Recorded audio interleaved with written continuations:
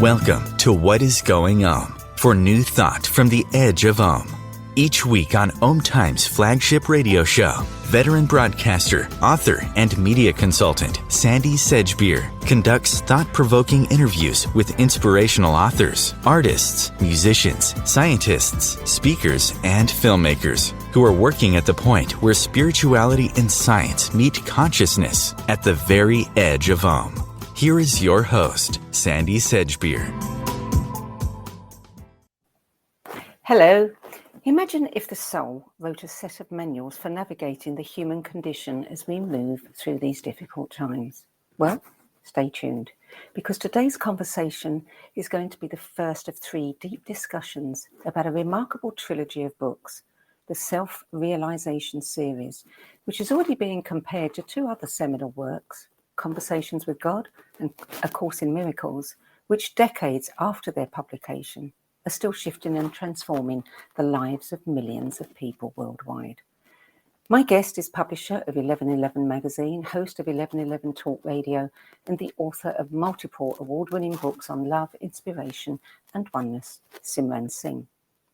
Now, before we begin, it's important to know that the deeply personal stories you're about to hear are being shared not for sympathy, but as an example of the human spirit and how the individual journeys that we have through the wounds that we all accumulate are part of the Dharma that we end up playing out if we're willing to really do the work to see what's going on inside. And as the experience of the soul's desires in understanding all levels of expression, emotional, mental, and physical, as an incredible opportunity for the true beauty of humanity to emerge. Simran Singh, welcome and thank you for joining us. It is always a delight to be with you, Sandie, and this is particularly poignant because we are dear friends and you have witnessed this cycle that I have been through at a very intimate space of both the personal level as well as what it has resulted in on a professional level. So thank you for this deep conversation. You're so welcome, Simran. My job is all about stories. And as I've said many times, we all have stories. We all have tremendous stories. But your story is a bit of a standout story, as our audience is going to discover. And yes, I have been there throughout it. And I've been blown away, gobsmacked, as we say in England, at the courage and the stick-with-itness. I mean, more than anything, to stick with the journey of, as you call it, kind of dissolution of everything for 7 years is more than I think I could ever do, and many others too. But tell me, before we start talking about the books, or about the one in particular that we're going to be discussing today, I want to know more about the story, and I also want to know about these 7s that keep appearing on the covers behind you, the 7 blessings of human experience, the 7 illusions, the 7 human expressions of grace, which is what each of the 3 books are built around. So tell me the significance of 7. The 7 is as multidimensional an experience as the books are. So at the very highest level, 7 is a highly spiritual cosmic number. It is the subtle, the sacred, the holy, the allness and the isness that we each are that is trying to unfold from within us and using everything around us to help us get there. The 7 also represents what I term living, and that is our cycles of experience. We go through these cycles of 7 years that are the unfolding and the spiral of experience that grow us in consciousness, as well as deepen us inside, more of an involution experience. And then the third area where the 7 connects to happens to be age 0 to 7. It is the age stage that is most important, most critical in the unfolding of our lives and every moment that we encounter. And finally, the 7 represents the 7-year process that I went through of deconditioning and dissolving that resulted in the information of these 3 books. Wow. Well, also the fact that you wrote 3 books simultaneously, I mean, as a writer, as an editor, I mean, that's a nightmare. How did you do it? I never intended to write books. I actually had reached a point during that 7-year process where I had no inspiration left to inspire anyone. I had no intention or desire to do anything in the world. I simply wanted to be with where I was. But the tables of contents streamed into me at one point during a meditative process. And I knew exactly what the table of contents meant because I was living it. I was being it. I was knowing it. I was embodying the very steps that had streamed through. And when I got to the point of completing the 7 years and getting back up because my body told me I was complete, at that point, I felt the impulse that this information needed to be written down because it truly is the manual that the soul would have written and placed with us when we were born, when the stork brought us, had there been a set of manuals to truly help us understand our multidimensional beingness that we are inside. Wow. Well, it seems like the soul certainly did give us the manual through you, and it's been with you all of your life. I mean, in order to, we know there are many stories behind this, so why don't you just start at the beginning, because that's what brought you here to this moment in time, isn't it? It really is, and it goes back to that 0 to 7 age stage. And I would say everyone needs to really look at that age stage for themselves, because every step and action and creation, every choice in our lives stems from the childhood wounding, the reactivity of that childhood wounding that we spiral forward in cycles of 7, which I called echoes. I became aware of 3 specific incidences that really were the reason that I ended up in the 7-year situation that I encountered. I had done a lot of work in the spiritual field. I had created a lot of beautiful things, but ultimately everything went back to these 3 incidences. The first one was when I was 3 years old. My parents had moved to this country, moved to South Carolina, and had settled in a small town. But they were unable to find a place to live. Wherever they would go, they were kind of turned away because we were Indian, because we were brown-skinned. Luckily, we were able to befriend a doctor in the town who was very, very kind. And so he supported my parents in finding a home, and we moved in. And that night, he came and knocked on the door, and he told my parents that we had to move out, that the people who owned the home didn't want to rent to us. So we packed our things and left, and the next day he had a key to another house. The next day, the same thing happened. And then he came back a third day, and he said, I have a third home. This one you will be able to stay in, but there are 3 conditions that you have to abide by.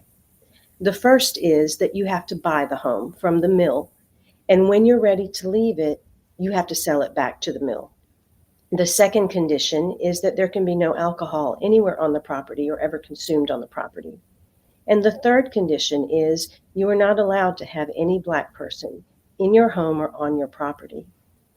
That particular incident, as a 3-year-old, I soak up that energy and the feeling of the constant in and out of homes. It left me in a place of not ever really feeling at home in my own skin. Energetically, I took on what my parents were feeling in their sense of having to be stressed about moving and not being able to reside somewhere and feel anchored and rooted. So that's where the initial unsettling and lack of rootedness and search for home began within me. That was followed by a second incident at 4 years old. My grandmother had collapsed in India, and they discovered that she had a tumor on her spine. So my parents brought her to the United States to get treatment. And they discovered that she had leukemia, and she ended up becoming a paraplegic. And she would stay home with me, or rather I would stay home with her while my parents went to work, and we would keep each other company. But because she couldn't do much and she couldn't speak English, we were together all of the time. And I would get up and get the sandwiches and the milk from the refrigerator that my parents had created every day and get our lunch ready. One particular day, the doorbell rang. And so I went to the living room and I opened the front door just slightly to peek at who was outside. And all of a sudden, this wave of fear washed over me. I didn't know what fear was. I just know that I felt something very heavy and it was very oppressive. And so I hid behind the door just a little bit more, but it was shocking because on the other side of that door was a little 6 or 7-year-old blonde-haired boy. And he was crying and he was panting from running. He was red-faced. His hair was matted to his head from the sweat and the tears. And he was moving his feet, kind of shuffling as if he had to go to the bathroom. And I opened the door a little bit more and I noticed he had something in his hands. And I couldn't quite tell what it was. And when I looked down at his hands, he yelled at me and he threw the object at me. And what he yelled at me was, "I don't want you to burn in hell. I don't want you to burn in hell. Take this and save yourself." And he ran away and I never saw him ever again. And I leaned over and I picked up the item that he threw at my feet. And it was this tiny little green book that had squishy paper that was almost see-through, that made noise when you shuffle the pages. But I couldn't read at 4. I didn't know what it was, but I certainly didn't want to burn in hell. And so I went and I placed that book under my pillow in my room. And I left it there. And that night, my mother came to me and she was tucking me in and she shuffled my pillow a little bit under my head. And the book fell to the floor. And she picked it up and she flipped through it. And as she did so, I could feel her sadness. I watched her face and her eyes change. And then she looked at me and she asked me what had happened in kind of a stern tone. I could also feel the rage or the anger that was boiling underneath her from what had just occurred. And her tone scared me a little bit, so I told her everything that had happened. And she did a big sigh.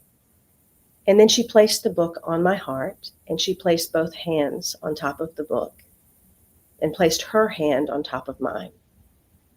And she said, "This is a sacred text. It is the Gideon Bible. It's a Christian Bible. And within it, there are a lot of stories. There are some things that are made up, and there are pearls of truth that will guide you. In our holy book, there are a lot of stories. There are some things that are made up, and there are pearls of truth that will guide you. I want you to learn all the religions. I want you to visit all the churches as you grow up, because what you will find is they all have stories. They all have things made up, and they all have pearls of truth. Follow the pearls of truth." That felt like love. In that moment, I felt this wave of compassion and love and a oneness that was so directly opposite that of the fear and the separation of the young child. But what that moment did is it left a split inside of me, this divide where I was trying to reconcile the fear and the hate and the upset of this child and the compassion yet grief of this mother. And that, I think, is where my journey into spirituality really began. That's where the choice came from. It was this desire to reconcile these two divides that had now separated me inside and continue to pursue this longing for home that my 3-year-old self had been feeling. So now I even felt more separate. Yeah. Then there was a third one. There's a third How one. old were you when the third one occurred? The third one happened when I was 7 years old. And this was an incident that happened with my sister, who was 4 years old. So our childhood stories don't always have to be ones of wounding. Sometimes they can be the opposite, and they'll still create the echoes. And this is a beautiful example of this. In this small town, the big event that would always happen with the school was the Little Miss Beauty pageant. And my mother wore a sari. She was trying to fit in. She taught at the public schools, and the teachers there said, "You really should enter your daughters into this pageant. It's what we all do. It's an annual event. It'll be fun for them. It'll help you fit in." So she placed us both in the pageant. My sister was in the wee Little Miss, and I was in the Little Miss portion, divided into age groups. And so we got to practice. We got to get these poofy dresses. We got to wear a little bit of makeup. It was a lot of fun going through the rehearsals. And then the night of the pageant came.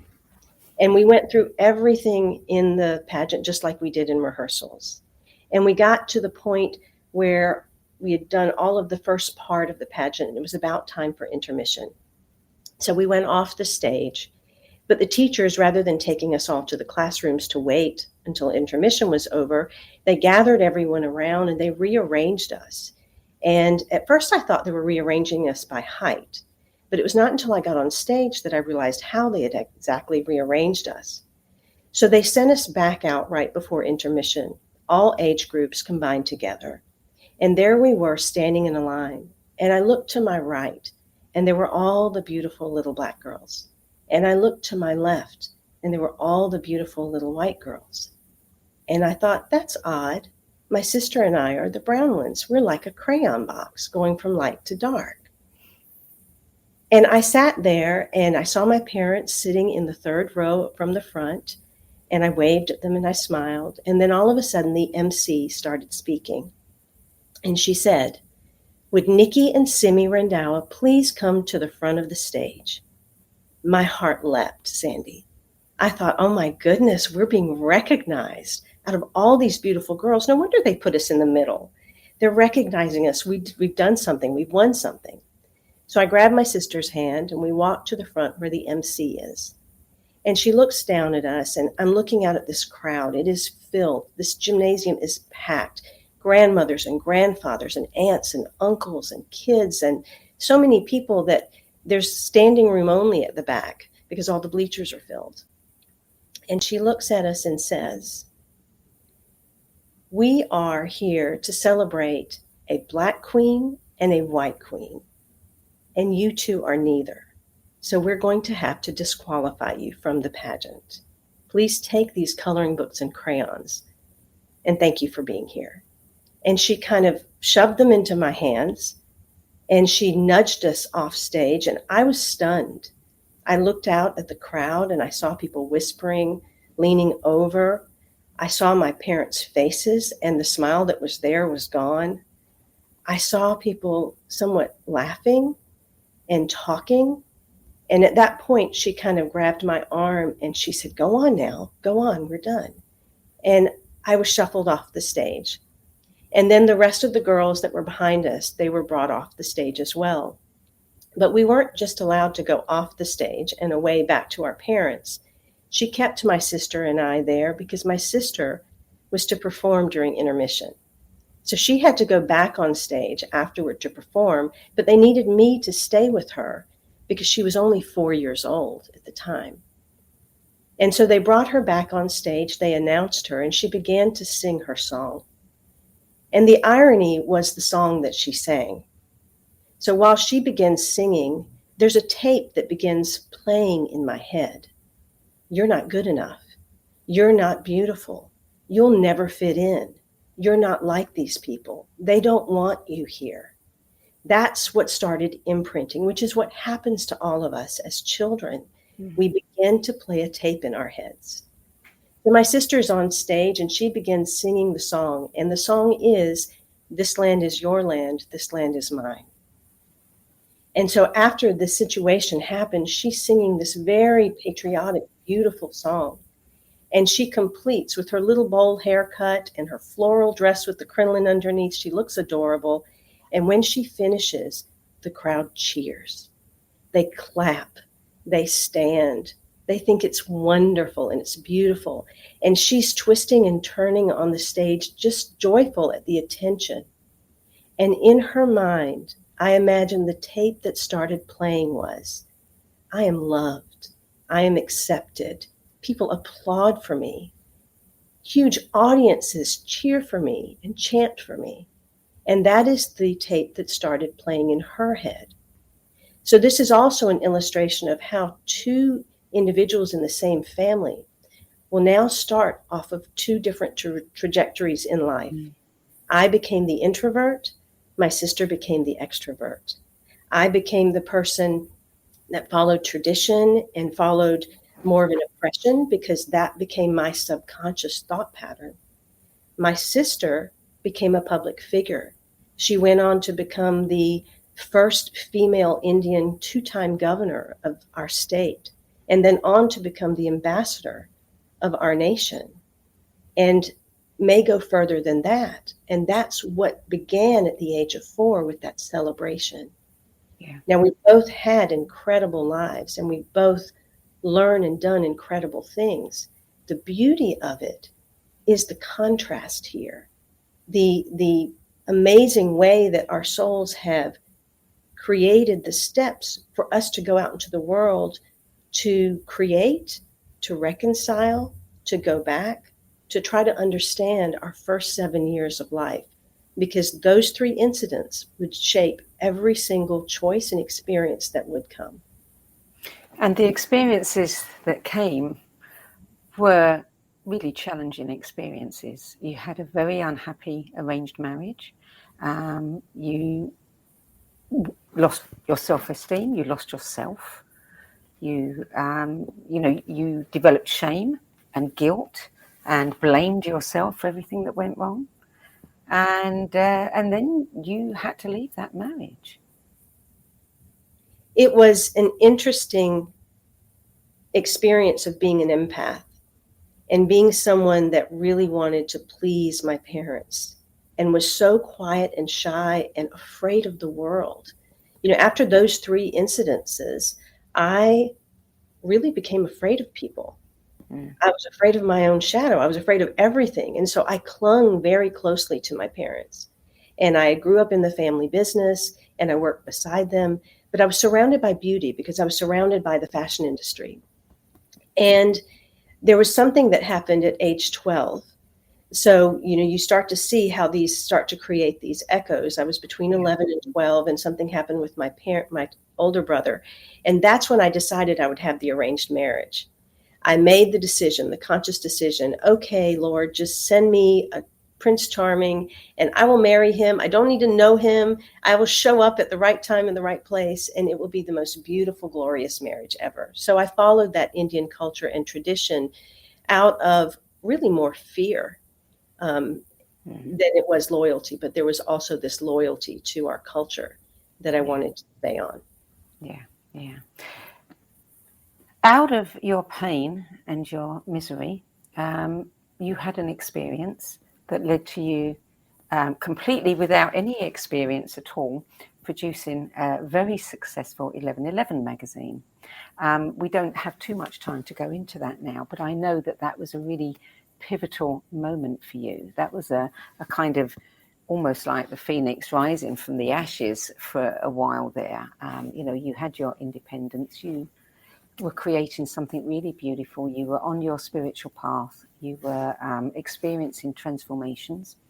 And you were now on your Rebel Road tour, which was an incredibly brave thing to do for 11 months, taking an RV around the country and just stopping at places and, standing up in front of people and entertaining and telling stories, doing whatever you felt inclined to do.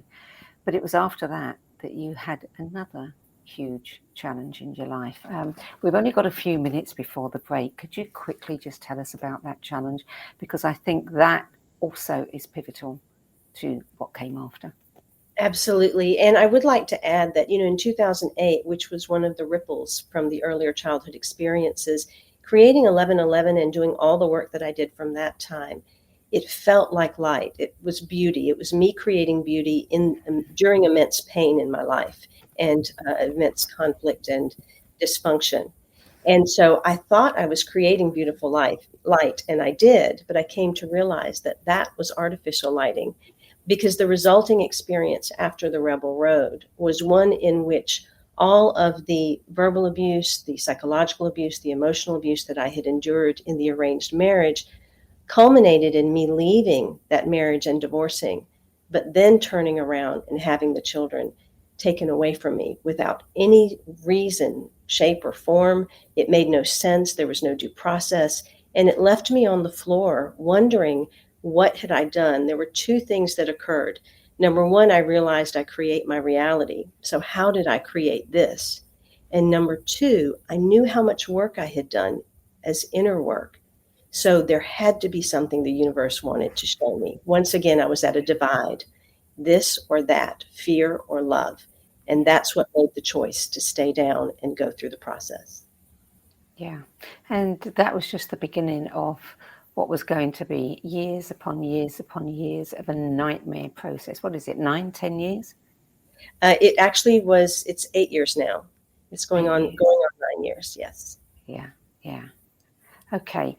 We're going to go to break now. And when we come back, if you could just finish off that piece of the story, and then let's talk about the books, how they came about, and especially book 1, which is Living.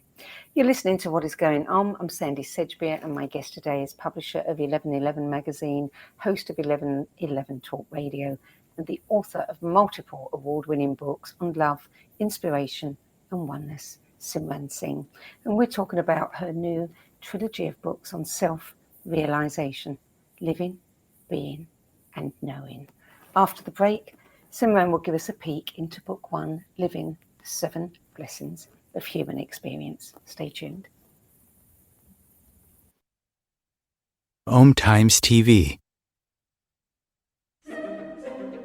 Imagine becoming a super influencer. Reinvent yourself, invest in your brand, and then manifest your success with a robust spheric approach. OMTimes Media and Broadcasting offers a unique and multifaceted way to become the spiritual and conscious influencer you deserve to be by putting your message across our powerful platform with its proven record of integrity and excellence. Through our produced shows, OMTimes offers the opportunity to become a social media TV personality, a radio show host, an OMTimes magazine columnist, and a syndicated podcaster, all in one shot.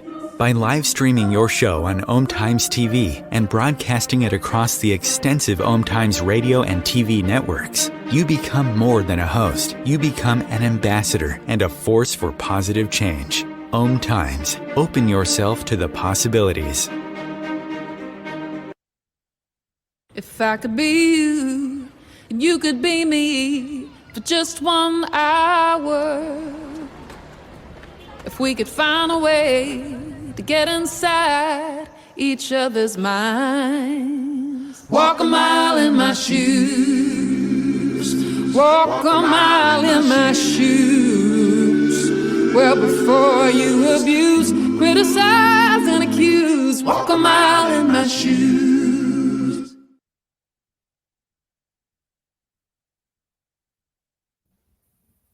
Welcome back. Simran Singh, tell us what happened during those years that led to the creation of these books.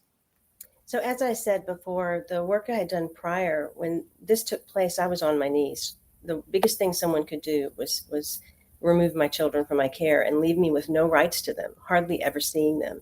It was devastating to me. And so I knew that the universe was trying to show me something. And the question popped up inside of me of, can you devote yourself as deeply to the darkness as you have to the light? Because there's gold in there. And if you're willing to stay with the process, will you just stay in this place until the end? To whatever end it's going to bring, just stay there because there's something that you're going to learn. And so I decided to stop everything. I stopped all my work, my radio show, my magazine, everything, strictly to feel. And I've always had 2 intentions, Sandie. One, I didn't realize I had, and that was the byline that came with 1111 magazine when I was downloaded in 2008 to create that magazine. And that byline was devoted to the journey of the soul. I didn't realize that unconsciously that has always been the impulse that's been guiding me to do work that truly is devoted to the journey of the soul. The second thing that has always been a more conscious intention is I just wanted to feel. I had become this robotic, numb individual because of all of my experiences. I could work very hard. I could create beautiful things, but I had a challenge connecting with people. I couldn't feel emotion anymore, and I just wanted to feel. Well, the universe brought me the perfect experience because I felt in waves and waves and waves. The grief was intense, and it went on for years. And I discovered not just my grief coming through me, but when that paused, I began to grieve the grief of my ancestry, my mother, my grandmother, others in my lineage that had also lost their children. I was shown the images and the feelings that they had held down.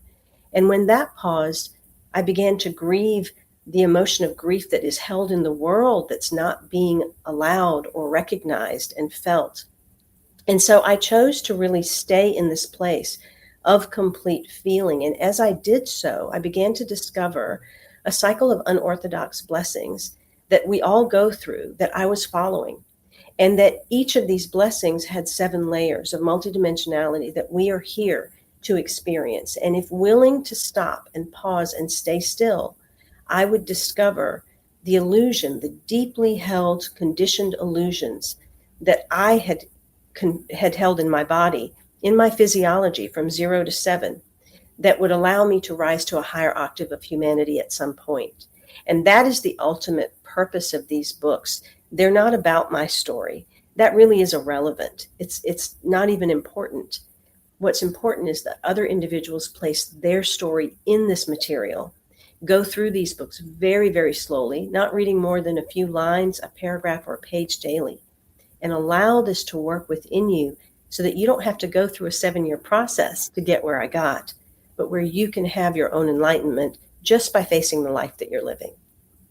But how on earth did you manage to cope for 7 years? I mean, 7 years in grief, in pain, in sorrow is just, it's harrowing. You know, that's not anything that quote unquote a sane person would do. So people would say, you've got to be nuts to do that. Who wants to feel that much pain and that much grief? But the thing is, I had to feel what was there. And I knew that anything external is always distraction. I think that that's the thing that people don't realize is when those emotions start to come up just in everyday life about something, we just distract ourselves. We go and do something. We go and project onto someone else. We go and decide to create something or build something.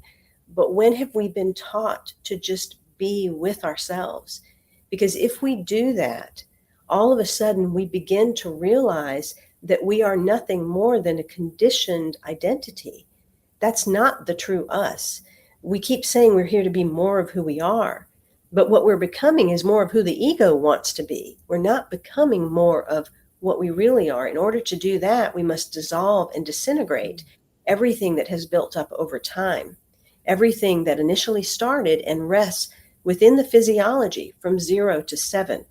That is what we are here to get to. And only stopping will actually get an individual there, which is part of the reason why the pandemic was actually a very spiritual experience for all of us to go through, because it did get people to a point where they did have to feel. Now, what they did with that, I don't know. Some may have run from it. Some may have delved into it and gotten depressed. Others got busy and decided to use the time to create a lot of stuff. But ultimately, it was meant for us to feel. Nature was trying to support us. Yeah. And we're seeing now with so many people choosing not to return to their jobs, how that has turned out for many. You know, people have explored things that they may never have explored before. So you talk about the 7 blessings of life that serve as secret passageways to personal empowerment, spiritual growth, and our highest potential. Name those 7 blessings. Absolutely. What my desire is for everyone is to reframe these types of things. We've been taught to stay away from conflict, to stay away from obstacles, to try to fix things or move on. And these are actually the places that we grow the most. They are the openings and the portals, the wormholes that will take us to higher dimensions of consciousness and higher octaves of experience and expression. And it starts with the blessing of life. That's the very first one that we have. We came here for this dualistic contrast experience. That's not going to change, but who we are within the experience will change as we move through these upward spirals of blessings. So there's the blessing of life. There's the blessing of challenge. There's the blessing of conflict. Once conflict happens, usually what ensues is the blessing of chaos. After chaos, there's more obstacles. So the blessing of obstacles. Then we will encounter the blessing of darkness. And finally, the blessing of death.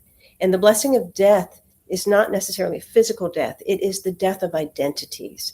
For us to be the allness of who we are, we have to continuously shed identities so that we dissolve into nothing and no one. In becoming nothing and no one, all of a sudden, we are able to become everything and everyone. That is where compassion actually flowers.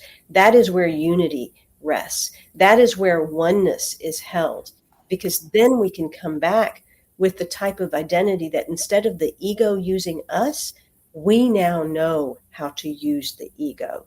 And that's the flip side of what occurs when we become nothing. Well, that's at odds with what many spiritual teachers who teach about non-dualism are saying, that that's what we need to embrace. But you're saying no, we've got to reframe duality. We need it because there's something there for us. It's part of our oneness. Our darkness is part of our oneness. And until we're willing to embrace all of that and really look at ourselves as all dimensions occurring at the same time, we cannot fix the split that's external. Separatist consciousness exists first on the inside, which is why I wrote the book the way I did, which is why I have you, self, repeatedly throughout the book. Yeah, say more about that, because that is a curious thing that I think many people will wonder about. You're referring to different parts of us, aren't you? I am, because we're so focused on just the identity. You know, it's very easy for me to focus on being Simran, the 1111 magazine publisher, or the radio host, or the author, and just live my life from that place. Mm-hmm. But if I'm not present to the other parts of me that are operating at the same time, creating at the same time, then I'm really separated from the 2/3 of myself. And it's only when I bring all of me to every experience will I actually bring the full open heart. Will I bring the true full voice that is mine to share as my piece of divine oneness? That is when I bring oneness and wholeness. Living the 7 blessings of human experience represents the capital S self, the capital SELF. And that's representative of the asleep, unconscious conditioned part of us, the homogenized, the dream walker, the one that's adorned in all kinds of identities and masks, that's trying to make sense of life and is really living reactively from their childhood wounds. The second book being The 7 Illusions That Derail Personal Power, Purpose, and Peace is the lowercase self, SELF, or lowercase u, YOU. And that is the part of us that is the shadow, which many people have delved into that work. But when we go deeper than the shadow, we touch the animal, which is this feral creature, which is this instinctual creature, which is this intuitive creature. And when we get to be comfortable in the skin of the animal, then we deepen even further into the monster.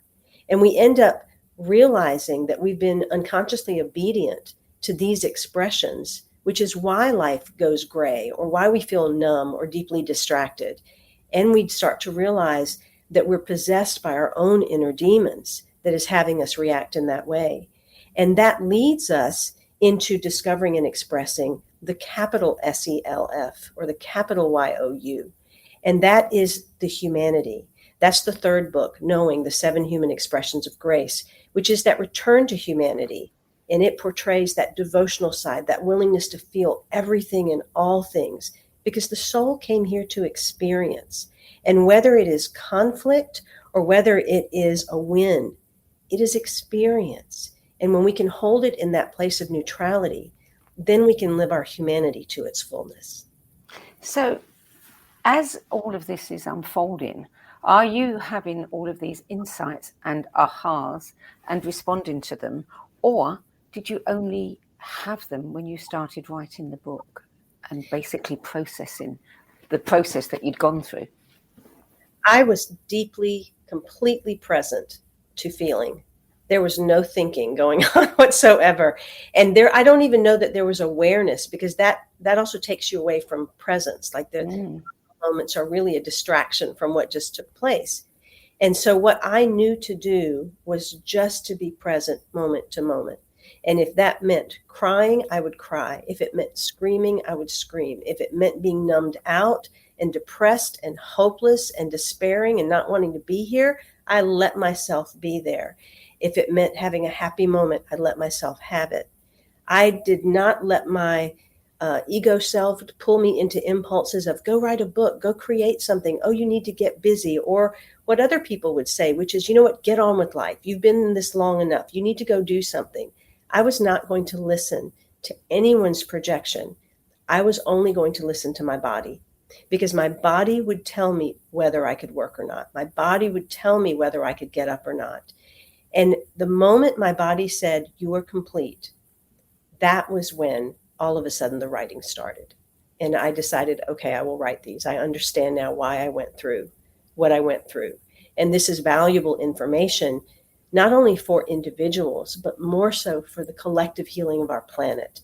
Going through these 3 books in a very slow way will help every individual dissolve their identities, go through the disintegration process in a very safe and gentle manner, so that they don't have to go through 7 years like I did, but they will be brought more present. They will be slowed down.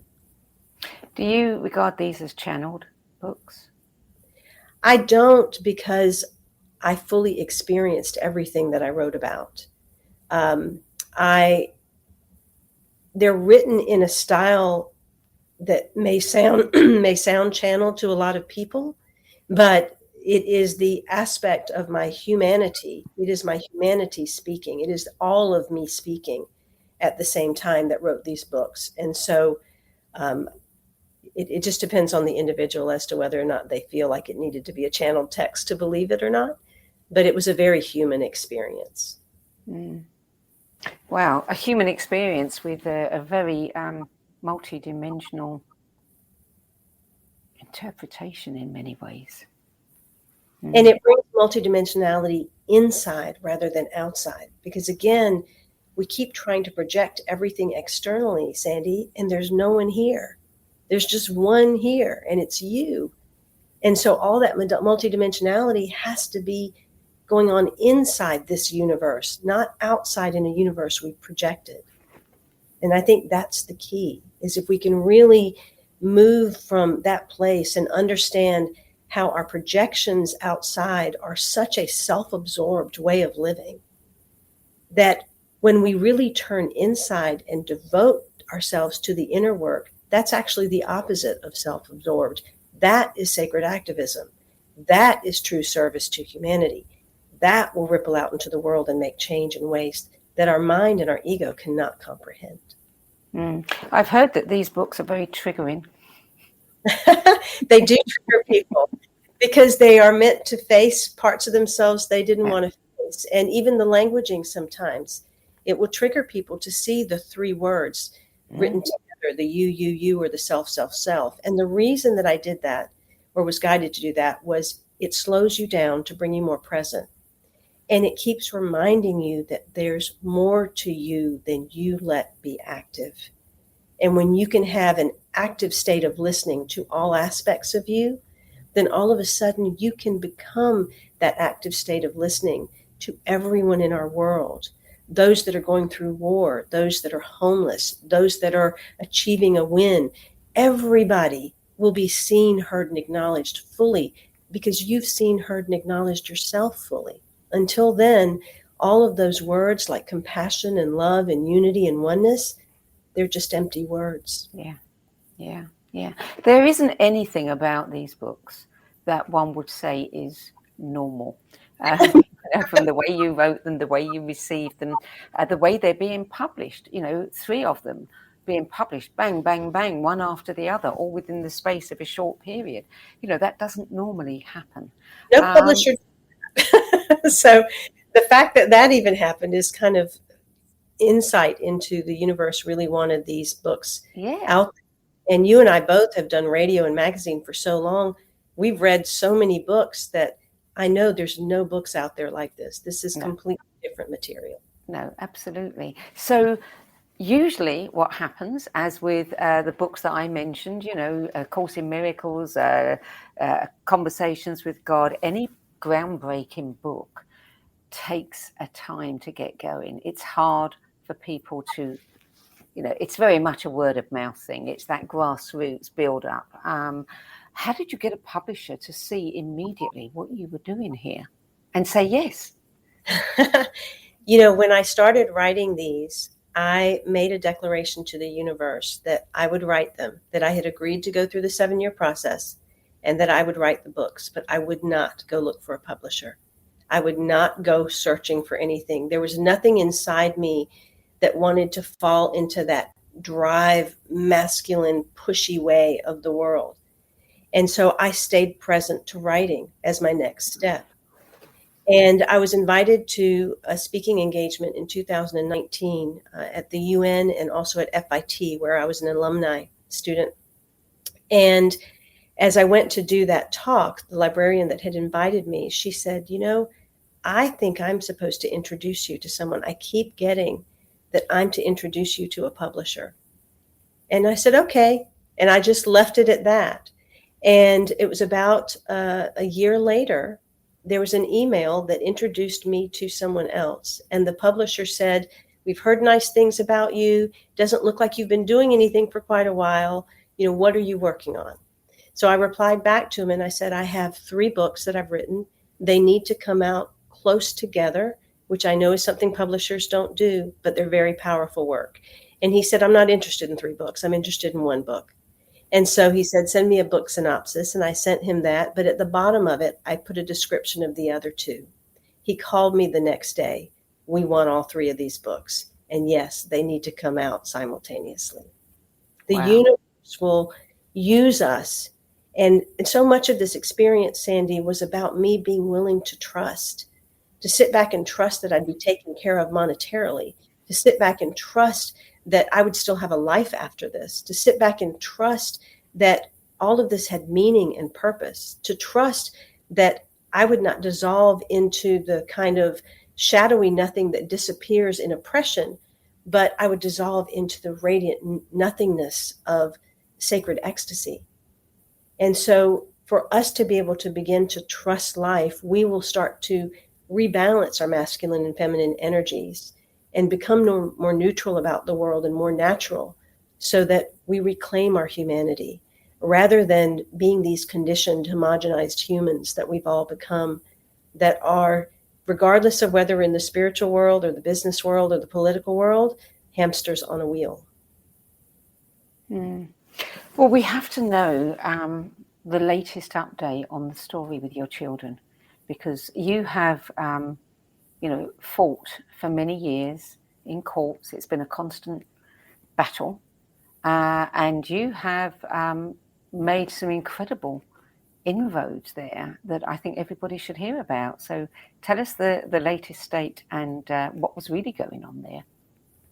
Well, as I went through the process, not understanding why this had happened to me, a new set of attorneys actually came to me and they said, your case is really odd. We'd like to know more about it. And as they started fighting my case, because I knew my job was to stay present to the inner work, that I had to trust them to do what they knew how to do, because that's not my world. What uncovered was a 12-year cottage industry at the time of an underground way of basically selling children to the parent with more money. And it was a group of attorneys throughout the state that have basically round-robined wins for people, and it has all been done outside of the court system's purview. By doing so, what they've done is they've taken away children's rights, they've taken away women's rights. It has happened to some fathers as well, and they've taken away due process. So I was able to make it all the way to the appellate and the Supreme Court. And in both cases, the case was won that everything that had happened was in fact illegal. It was unconstitutional and against the rights of children. And it is now upheld as a law in the state of South Carolina, so that this can never happen to any other family or any other children ever again. And hopefully at some point, there will be also some kind of recompense to the 20 years worth of families now that were treated in the same way as I was and suffered loss and grief in many ways. There were women that I met along the way. Some had turned to prostitution, some had turned to drugs. Most had been bankrupts trying to go through the process. A couple were homeless. So this is something that's rampant. And as I've shared my story a couple of times, I'm finding it's not just in the state of South Carolina. This is throughout the United States. This is in the UK, that this form of a legal arbitration that binds children to another parent and discards one parent is something that is rampant and taking place.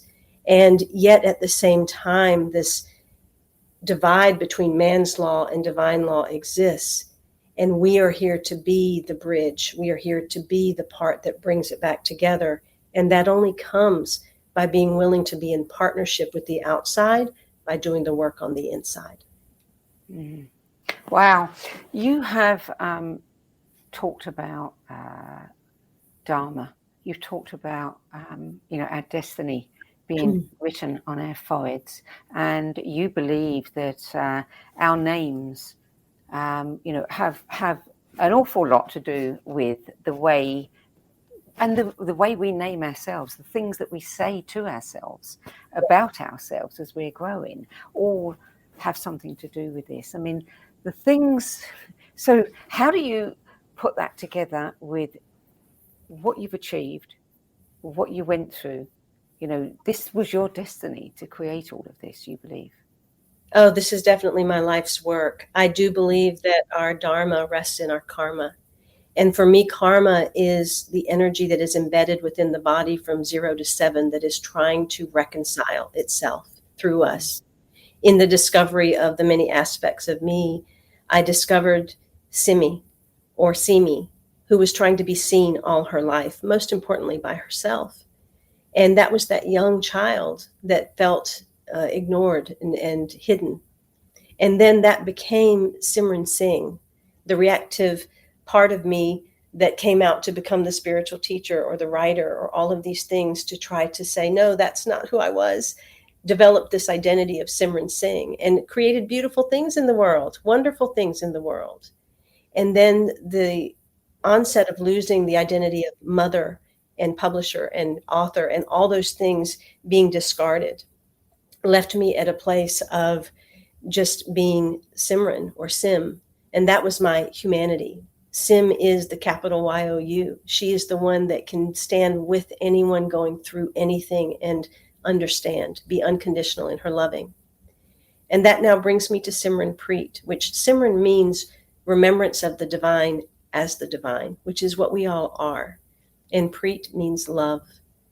And so I am moving into a place where I recognize all of myself, the you, as Simran Preet, the remembrance of divine love, and knowing that all those aspects of me are operating at the same time and are leading me into my dharma in the way that I'm meant to express.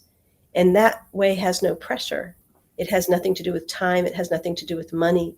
It simply has to do with presence to all of me and bringing that to the planet. So when you look back now and where you are today, I mean, what do you think? What do you feel? I mean, are you completely now without ego, do you feel? I don't know that we're ever without ego. I think in the earlier years, my ego was a suppressed, depressed ego in terms of I was this person that didn't want to have an ego. And by not wanting to even have an ego, I was having an ego, which is ironic. I think that my prior life, my ego used me. I am at a point now where I understand how to use the gift of the ego and to use it well and to have my spirit come through me in a way that uses everything for a greater good rather than any agenda or any other reason. And that's part of the reason for these books, particularly book 2. It really helps individuals understand what we need to shift out of in terms of the conditions and the density in order to become a greater sacred activist within ourselves and within the world. Well, book 2 is the book that you and I are going to be discussing at the second part of this conversation in July, but it actually comes out at the end of May. What else can you tell us about what we will learn from book 2? Book 2 is about the illusions, the things that we get caught up on as the reasons we can't stop and be present. And there are things like time and money and hierarchy and even evolution, our belief that we have to ascend or get somewhere. And what I want individuals to know is there's nothing to ascend to. What we are here to do is have spirit descend into the body. And the only way that can happen is we have to make space. We have to give ourselves the grace of making space within us for spirit to descend and express through us. And so being is the bridge of these books. And it's, to me, my favorite, the most important one, because it really tells the individual how to do their work, but really let that translate into how the collective ends up shifting because of that work. And it has everything to do with the illusions we believe. Does the book contain exercises, or is it in the narrative that we begin to really understand? And in that understanding, the transformation begins. In living, the contemplation of different passages is really what's going to start to do the work within you. There are exercises, there are questions and prompts that will help each individual come to their own awareness. Book 2 is more in line with prayer. There's some deep collective prayers that are inside of that book that once you start to say them and embody them, they really will help to shift our field in a beautiful way. And book 3 is more about the flowering of humanity. It is a visceral, sensorial experience of understanding that we're not these human beings. We are energy. We are just all energy equilibrating itself. And so is every event in our life. And when we can see it from that place, then all of a sudden there's no heat on conflict or chaos. There's really no angst or energy put towards war or peace. It's just all equal. It's energy equilibrating.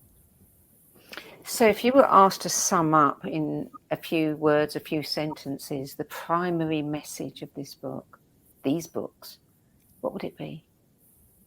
It would be that there is nowhere you have to go. There is nothing you have to do.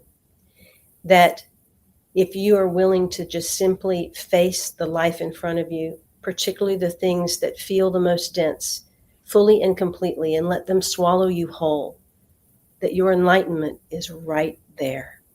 You don't have to do anything else except become present to it. And that will change the world. Yeah, and that's something that we badly need. So, one often says at the end of an interview, so what are you doing now? But it sounds like what you're doing now is just staying present. Isn't that the key? That's where we all have to be, is stay present to the moment with what the heart says we are here to be. And being is not sitting still and doing nothing. Being is how we are being, what we are being, and when we are being. Simran, I think we're out of time now, but thank you for joining us today. Thank you for enduring those 7 years and everything else, and for delivering this work to the world. I have no doubt it's going to be very successful. Oh, I love you, Sandie. Thank you so much for such a powerful interview and for sharing me so intimately. I deeply appreciate it. You're welcome. So the Self-Realization Trilogy, Living, Being and Knowing, is published by Schiffer Publishing. And we've been discussing book 1, Living, the 7 Blessings of Human Experience, which is available now. And Simran will be back with me on July the 14th to talk about book 2, Being, the 7 Illusions that Derail Personal Power, Purpose and Peace, which will be released on May the 28th.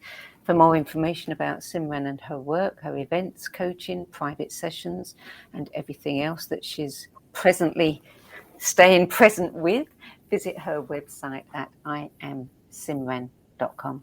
I'm Sandie Sedgbeer. Thanks for joining me today, and I look forward to being with you at the same time next week. Till then, it's goodbye from me. Goodbye from Simran.